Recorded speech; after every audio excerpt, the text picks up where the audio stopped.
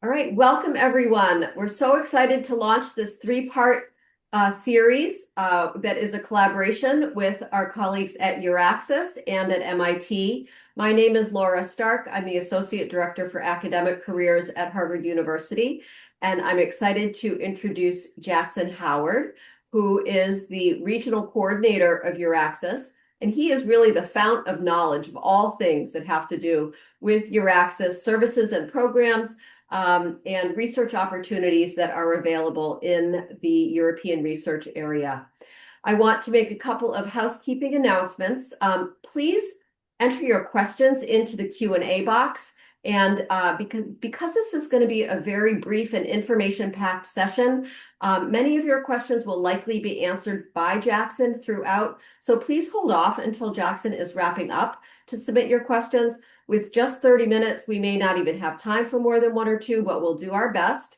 And you will be receiving the slides with links and a recording of the session after. We're going to end promptly at 12:30 to launch part 2, and we hope that you'll stay to learn more about the Marie Sklodowska-Curie actions. So without further ado, I will turn it right over to Jackson. Thank you so much, Laura, and thank you, Alex. I wanted to first just highlight the fact that both universities have been very accommodating to let this be a public event. Generally, as you'll see in the coming slides, EURAXESS is the free service of the EU, but we really meet any institution where they are, and we value the opportunity to present virtually or in person to your communities. But I always say, if it's possible, let's just open this to the public. Obviously, I'd like to focus on Harvard and MIT researchers because I'm under your auspices here today. But it's very nice the fact that we can open this and have it be a wider event. So just to underscore again what you said, this will be recorded and screen and slides shared. So please don't worry too much about taking copious notes. I'll make sure that we can follow up afterwards as well. If you email me, my contact information will be here. So without further ado, I'll just get right into the slide share. And again, Laura and Alex are not only welcome, but encouraged to interrupt me if I have any video or audio issues. I'm not able to see the audience as I'm presenting. So once I go full screen here, you're welcome to have your camera on or off as you wish. I would say maybe you can share any technical issues with the webinar in the chat. If you'd like to introduce yourself for a little bit of networking, that's also great by me. But I'll only really be looking at the Q&A box, as Laura said, once we get to the end of each session. So the format, as you might have seen on one of our respective institutional websites, is that I'll be breaking this down into 3 portions. Normally, I do a single, slightly shorter event. So this is both simultaneously a long overall presentation, but also in shorter chunks. So for the first half hour, I'll talk about the EU's free EURAXESS services. I'll also mention the new Choose Europe campaign that launched this May that's gotten a lot of attention around the world. The second half hour will be Marie Sklodowska-Curie actions, or the primarily fellowships, PhDs, and postdocs for researcher mobility. And then finally, ERC grants, for these grants to move to Europe and start a lab, although there's also the opportunity to stay at your current institution and join a European team. So for those who are watching this via recording and not joining live, this will most likely be uploaded as 3 separate half-hour webinars, so you may have to jump through if you're looking to go to all 3. But let's get right into it, and I hope I can elaborate on any questions in the Q&A box afterwards. So again, thank you for being here. If you've ever attended any of my presentation or any EU-funded R&I funding presentation, you've probably seen this graphic or a version of it. So this describes or gives a layout of Horizon Europe, which is the EU's Research Innovation Framework Program. The EU historically, this is the 9th one in its the history of European R&I. They run for 7 years. So the current one started 2021 and ends at the end of 2027. So we still have about 2 years left. So I'm here to talk about a lot of the schemes that will be launching in 2026 and 2027. And rest assured, at the start of 2028, the successor to Horizon Europe, whatever its name will end up being, Framework Program number 10, will more or less sort of inherit the structure and format. So a lot of what you see, you can take and really plant those seeds to note that in the coming years, everything will stay the same. So at EURAXESS, we primarily focus on being a point of information for you for pillars 1 and 2. And obviously, the last hour of this hour and a half series of presentations will really dig into pillar 1. But I just want to give the 30-second high-level overview on what these pillars are themselves. So pillar 1, which they call excellent science, for the most part, is for individual researchers. There's some exceptions I'll get into in the next half-hour period, but bottom-up schemes for mobility for individual researchers, meaning if you're a researcher and for the most part, you would like to do a postdoc, but there's some PhD opportunities I'll elaborate on. You apply directly to the EU with with a letter of support from your host institution your prospective host institution, and if you're successful, you then carry out that project. But there's no predetermined priorities or categories. So again, I'll elaborate on those a bit more, so I don't need to spend much time now, as I'll focus on EURAXESS. But none of the content of this presentation will focus on Pillar 2, so I'd like to just give you the quick summary so that you can then do some research on your own or attend a future Pillar 2 presentation. This is for consortia of principal investigators to tackle a global research project on some sort of societal challenge or important global issue that the EU has defined. So it's the exact opposite of individual mobility for bottom-up research. These are top-down. The EU and all of the countries that are part of Horizon Europe are saying what needs to be researched, and you and all of your international colleagues are saying this is the consortium we propose and how we propose going about tackling this, and that's actually where the majority of the money is. But that said, the funding set aside for Pillar 1 is nothing to scoff at. I'll have some specific figures for you soon, but I just want you to know about Pillar 2, and in particular, how they define these clusters that are somewhat cross-cutting, sort of overarching. Maybe your research area doesn't neatly fit into exactly one. But that said, because it's not bottom up, you would be going to the EU's website and looking at the individual calls to see if you and any other collaborators and other PIs might want to carry that out. The funding for US-based institutions is automatic funding, that is only in the health cluster. So if you see the other 5 bullet points below health in Pillar 2, you would, with your own institution or external funding, basically be funding yourself. For the number of people that have registered from Canada, Canada associated last year to Horizon Europe. So actually, as a Canada-based researcher, regardless of your nationality, your institution and you are on equal footing with your European partners. So I think that's a very attractive notion. And if you're a US-based PI, collaborate with your Canadian friends, European friends, and know that all of them will get funding. So it's 93.5 billion euro over 7 years. Like I said, everything's set aside, earmarked 7 years in advance. So that converts to roughly 110 billion US dollars. So it's the largest R&I funding program in the world. Hence why countries like Canada, New Zealand, South Korea are choosing to associate to the program, meaning basically buy in and become an equal member. So I'll jump right into this first half hour about EURAXESS. So as I said before, we are a free information service. We're an official European Commission, which is the executive arm of the European Union. So I'll say Commission and European Union interchangeably here. We're an official EU project or initiative. We're based in Washington, D.C., but we cover all of the US and Canada for our North America hub. And our job is just to provide you information and support services. So if you ask me, I have my full proposal completely ready. Can you be the one to give me sort of a days-long analysis on it? Unfortunately, we can't exactly do that. But if you need us to give presentations on any of these schemes, guide you with some information, or you have a specific question, and we might have a European colleague, whether that's a national contact point for any of these schemes, or a national portal of EURAXESS, which I'll explain in a few minutes, will basically point you to those resources. So we can be your main primary point of contact if you don't know where to go, and ultimately we'll give you the answer or we'll connect you to someone that has it. Now, when I say Europe, I'm not only talking about 27 EU member states, I'm talking essentially about the entire continent and many of its neighbors. So at this point, it's over 45 countries. It's basically the entire map of Europe. So if you've ever looked at a map of the EU, you see that big hole in the middle. Switzerland's not an EU member state. Norway's not an EU member state. Iceland to the northwest is not a member state. But all of these countries essentially have negotiated bilaterally with the European Commission and said, we want in, let's have this all be one continent-wide research area. And they get in. So we're very excited the fact that in recent years, since 2021, the novelty has been that countries far away from Europe can choose to negotiate and basically become part of it, which is why New Zealand, Canada, and South Korea have been sort of trailblazers in that regard.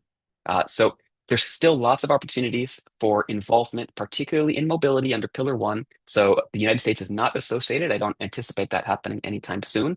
But you can be a US-based researcher going to Europe. You can be a US-based faculty member who serves as a supervisor to a postdoc from Europe whose salary is coming from the EU, and you don't have to touch into Harvard or MIT's coffers to pay for that salary. So there's a lot of attractive options. Again, I'm addressing this primarily to our friends in the wider Boston area, but really this is a North America-wide and let's say global webinar. So I'm looking forward to addressing some questions soon. Everything we do is free. Please invite us, as Laura and Alex have, to come speak in person or virtually. I will say, if I may get slightly ahead of myself, because you found your way here through our great 2 university hosts, please tentatively save the date and just be in touch with us at EURAXESS. on Friday, March 6th. We're hoping to see if we can put something together in person, but nothing's official yet. So if you put a soft hold on your calendar and you're at either of these institutions or just in the Massachusetts area and you'd like to meet with some European Commission officials, we're going to see if we can make something happen. So the best way to learn about this, in addition to being in touch with the two university offices, is our flash note emails. I'll promote these a little bit in the end, and most of you clicked yes to our do you want to subscribe link. So I'll be automatically importing you into our mailing list, and you'll get a confirmation of that soon. So again, this is a very wide European area.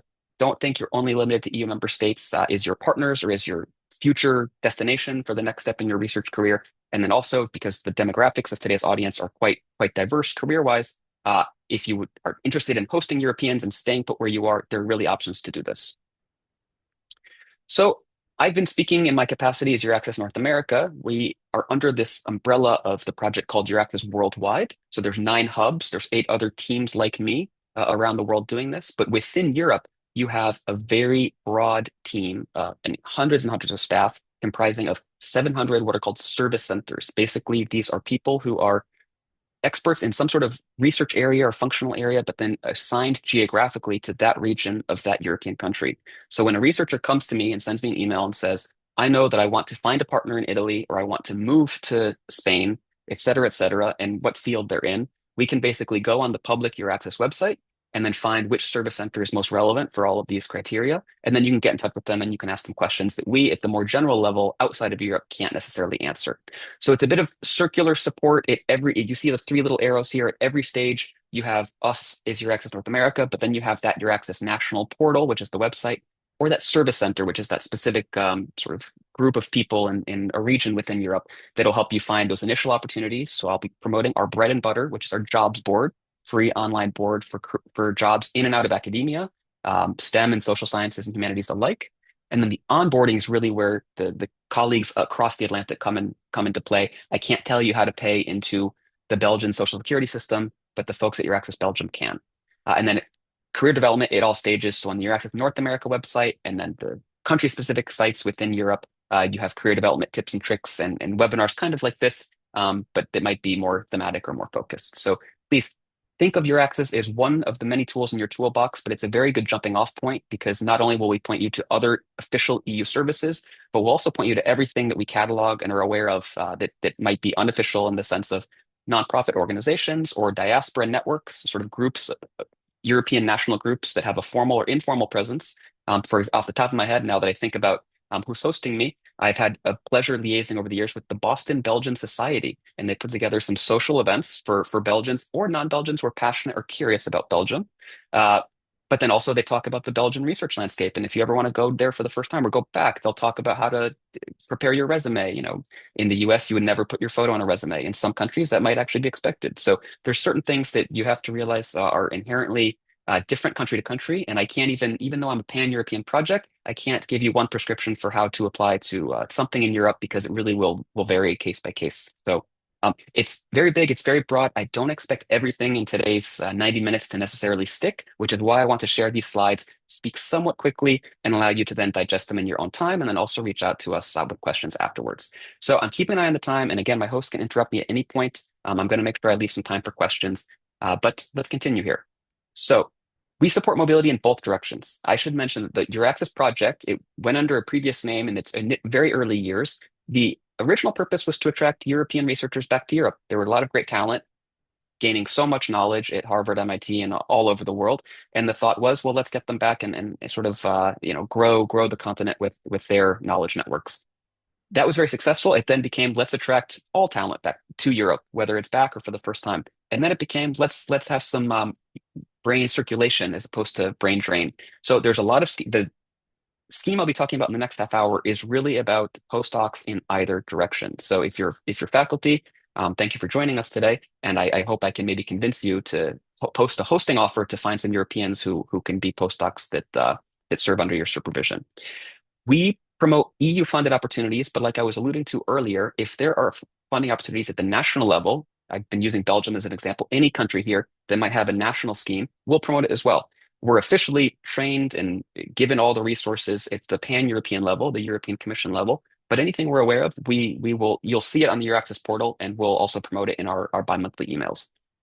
When I say all research career stages, at the EURAXESS level, basically, I'm talking if you're a prospective PhD or above. If you're a mid-career, late career faculty, researcher, professor, that's great. There's opportunities for you again to host or to take a sabbatical, whatever you'd like in Europe. But if you are a very ambitious bachelor's or in the middle of a master's, there's also opportunities for European masters. They don't fall under the EURAXESS or Horizon Europe purview, but I can connect you to that. It's called Erasmus Plus. It's a wide umbrella of very good EU funded opportunities. So while I can't pretend to be an expert in this, I'm always happy to try to do my best to help connect the dots and lead you to that information. And again, I think I got ahead of myself here. I gave the example of the Boston Belgian Society, which is city specific, but there's also some that are nationwide or across the whole continent. So I really hope you can tell me what you're interested in, and I'll connect you to them. So again, in the interest of time, sorry for speaking a bit fast, but I want to make sure I talk as broadly as possible.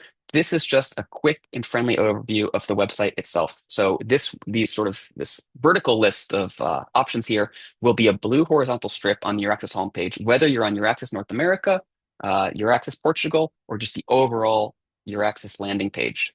Jobs, funding, partnering, and hosting are all sort of the same thing. It's just a drop-down menu. But when I said bread and butter earlier, this is what I was referring to. At any given moment, there's usually between 8 to 13,000 job vacancies posted.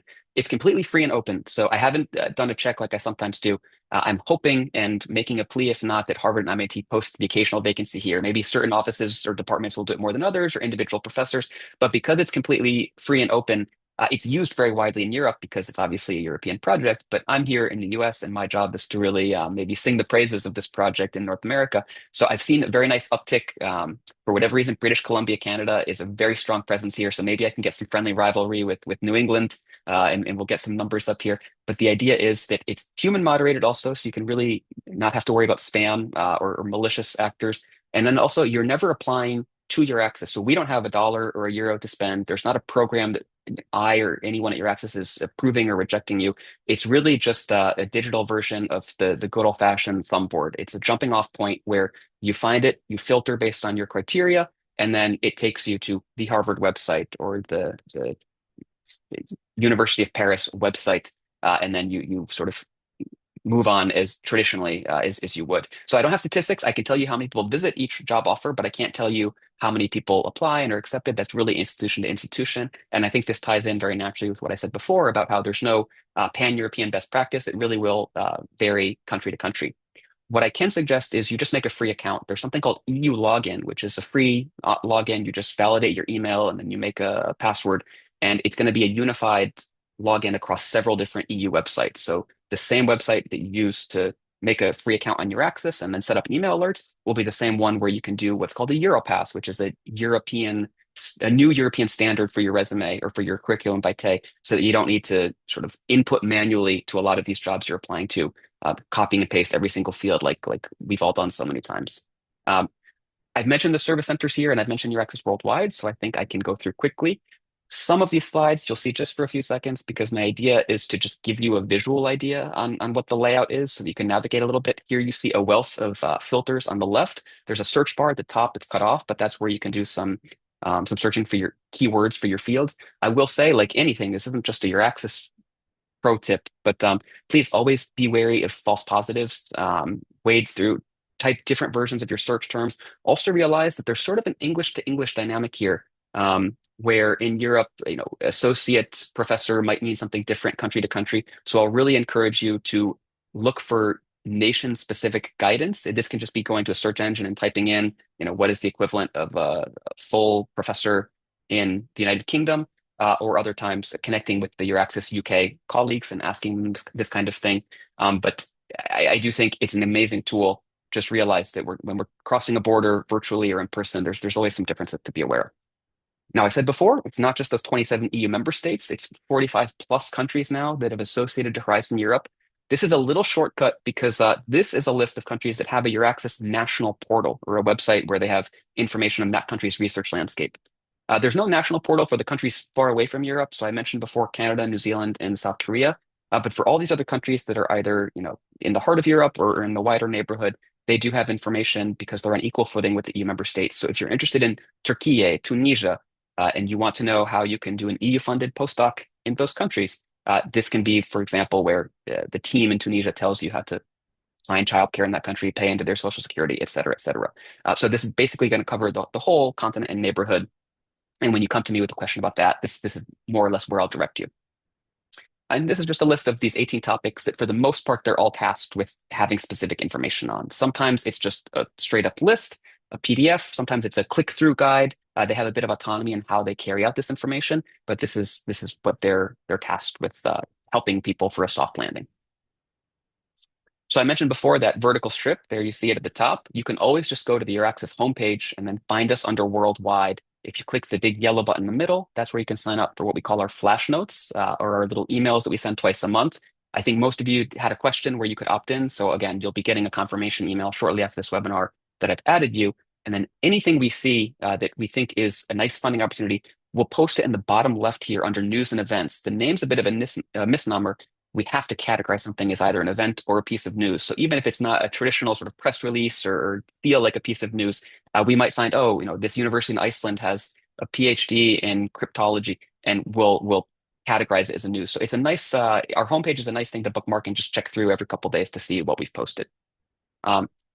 Maybe I'll be able to elaborate on this in some of the Q&A, but Choose Europe is a campaign that launched in May. As we've seen, perhaps this year, there's been a series of changes to the global higher education landscape and maybe felt more in the US than elsewhere. So the European Commission, and then within this sort of wider campaign, individual countries in Europe are basically wanting to attract global talent and explaining, creating new schemes, highlighting existing schemes. So it's more or less a banner with new money infused into it, but then also shining a light on existing schemes. So thankfully, the EU has chosen to host all of this information on a database on the EURAXESS website. So when you get this PDF, that link, that second link there will be clickable. That first link will just be the press release and more information about it. But it's not just these pan-European schemes that I'll be talking about in the next hour. You can see here, it might be a little hard to see in the screenshot, and I'm not sure if my cursor is showing up, but you see here, national and regional initiatives. So not just individual countries like in just the very top here, it's Ireland, Slovenia, and Spain, 3 countries that have individual schemes they're highlighting, but then also certain regions within countries. Some countries are federalized, and you'll notice the regions, the provinces, the states have a sort of higher level of autonomy. So there's certain regions also. Off the top of my head, the Austrians have released a scheme called Apart USA, an acronym, all uppercase. It's specifically designed to attract researchers of all nationalities in the US who, for whatever reason, are considering a change in their career geographically and want to continue their research in Austria. So, of course, for you in the US, maybe if this applies to you, please look into that. But I'll encourage you to go to this website and just bookmark that one in particular and refresh it every week or two and see which new ones are being added. Some of these I'll just get through very quickly. I want to highlight here. Well, I want to let you know the most important websites and people to help you. The European Commission's Funding and Tender Opportunities portal is essentially the home, I'll call it a database or repository of the open calls for all schemes, whether it's a bottom-up scheme where they're not saying specifically what the project is because you as the applicant are saying this, or whether it's one of those pillar 2 top-down schemes and they're saying exactly what you have to analyze and study. They're all here in the portal. It's the legally binding sort of, I'll call it legalese.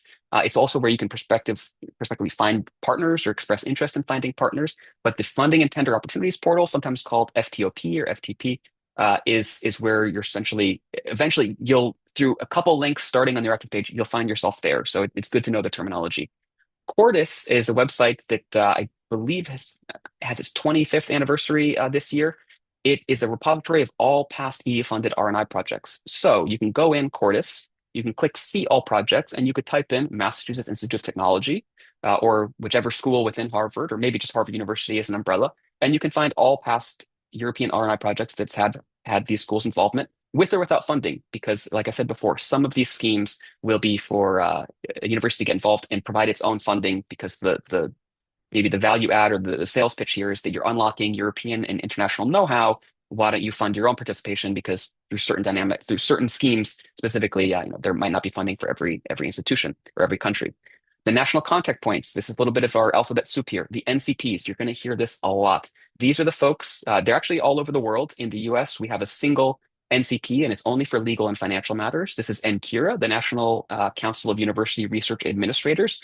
They're great have high level of knowledge. They refer to us a lot. We refer to them. But within Europe, every single European country, you have a wealth of NCPs. So if you come to me and you say, Jackson, right after your EURAXESS presentation, I saw your 30-minute Marie Curie presentation, but I have some questions. And if the questions are a bit specific, I'll connect you to the NCP in perhaps the country of interest to you, and they'll provide some expertise. If somehow you stump them, they have a direct line to the European Commission, and they'll get you the answer. So I'm always happy to be a part of that sort of conversation journey, and remain in CC. I learn a lot when I don't know the answer, and you allow me to stay in your conversations with these NCPs. So either way, if you don't know how to find them, or you have to, let us be the ones to do that for you. And of course, I'd like to plug all of our social media channels. We record a lot of these events, put them on YouTube, and then our LinkedIn is probably our most active and popular platform. Before I jump to the Q&A, I see we're I think right on time. I want to speak to my English to English comment earlier. So some of the terminology that the European Commission uses are, for their what I would call an info session, they use info days. This is a pretty comprehensive, great, sometimes all day, during most of a business day, hybrid or online only info session. They call them info days. It can maybe be something that as you're scrolling and seeing a bunch of events, you don't think it's something necessarily relevant to you. They tend to be on a sort of Eurocentric time zone, as you might expect, because most of these participants will be European institutions, but they're all recorded. So you could, in my opinion, you should make your EU login account, register for these events, even if you don't want to or can't wake up early to attend, and then check out the recording 24, 48 hours later when it's available. Brokerage events are their terminology for matchmaking sessions or matchmaking events. These are typically done by the NCP network. So the basically the leader of all the European NCPs for individual clusters or schemes. So if you know the health cluster is where you want to be a PI with European and international colleagues, attend the info days, and then a day or two after, they usually schedule the brokerage event, register for that. There's also asynchronous participation options. So sort of, I don't want to say message boards, but there's ways to sort of upload your pitch, kind of like an investor, and read the pitches of others, the slide decks of others, and then be in touch unilaterally and as groups afterwards. So this is again that QR code. If you didn't choose to opt into our emails, you can just hold up your phone right now and sign up for our twice monthly flash note emails. We're also happy to promote. We promote R&I news on both sides. So if Harvard or MIT has some sort of scheme, or they're looking to attract applicants for a vacancy, in the interest of serving European mobility, we also want to post that. So let us know if on behalf of your institution you have some content for us to share. My colleague, Dr. Daria Butiner-Karajan, can't be here today, but she and I are both at this email address. If you reach us there, we'll both see it. One of us will get back to you with the other in copy. And I think from here, I can jump into some of the pre-registration questions, although I might ask the hosts if they have any thoughts on timing. And then I'll also jump to the live Q&A if I haven't addressed some of those questions. So Laura, I might defer to you, and we'll see how we're doing. Right. Well, we're right at 12:29, and I know we have to move over to talking about the MSCAs. So I'm going to just let you know we have some folks are having some technical problems with filtering and such. So if you have anything, because I think that is something that's important for people to be able to use the website. Yes. Yes, I can first and foremost apologize for the filtering issues. I've encountered it myself, and the IT is well aware of this. I believe it's a well-known issue. It's a bit long-standing. Unfortunately, the quick fix I can say is it fixes itself, and it's inconsistent. So I hope I don't lose you with that frank and straightforward answer. Sometimes hours later, sometimes the next day, it's a deep issue. If you message me and you have screenshot information, I can use this as additional weight about why this is a serious issue. And I say this very openly and publicly, but we're aware of it, and it really goes to the top from an IT perspective. So if it's not working for you now, it probably won't work for a wide swath of people right now, and maybe you can just try again later. I'm really sorry about that. This might be, if I can try to turn a negative into a positive here, where it makes sense to make your account when everything's working fine, and then set up an email search alert, because that way the filters sort of will be working, and at least you'll just let it come to your inbox once weekly or whatever, with whatever frequency you want. And then you also have that hard coded. So instead of the filtering not working when you search live, you have it in your inbox from yesterday, from last week, and you can at least sort of click those links and go off that. So let me try to power through some of these, and then I'm really happy to liaise with people who email me afterwards. So the first one I kept in just because it's a great one. Yes, the EURAXESS jobs portal is where you find all of these.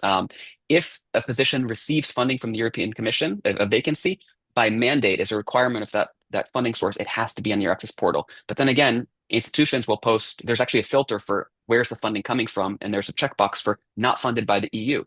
So you'll see a lot of institutions just see this is one of the job boards we want to hit because it's very widely used in the R&I community.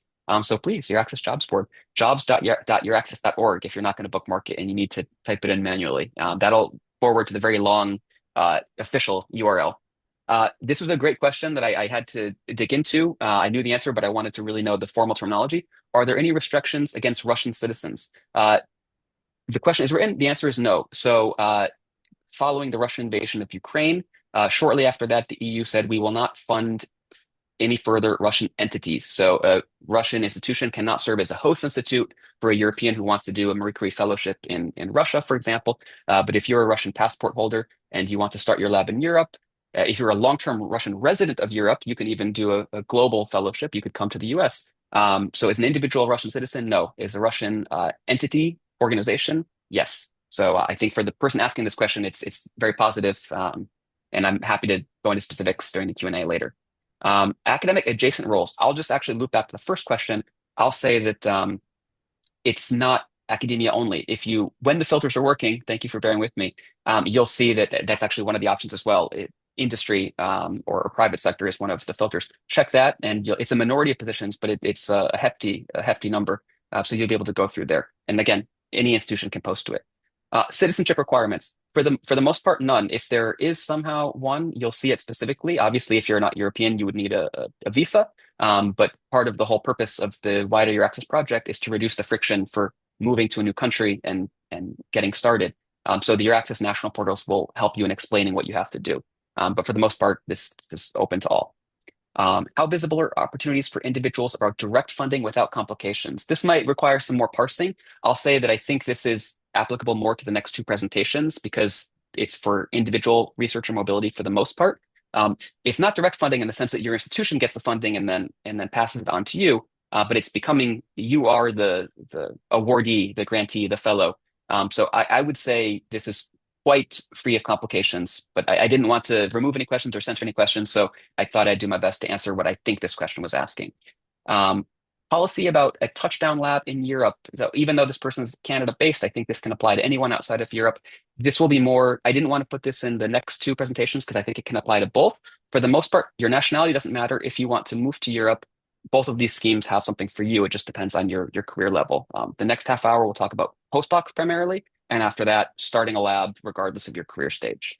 And then this last one goes in that too. Are these exclusively for teams or can they be for individuals? It'll depend on the scheme, and I think I'll get into it soon. So it's a very nice segue. If there's no, I'll let Laura decide if we want to read some Q&As, and I'm sorry for going a few minutes over, but hopefully everyone can bear with me.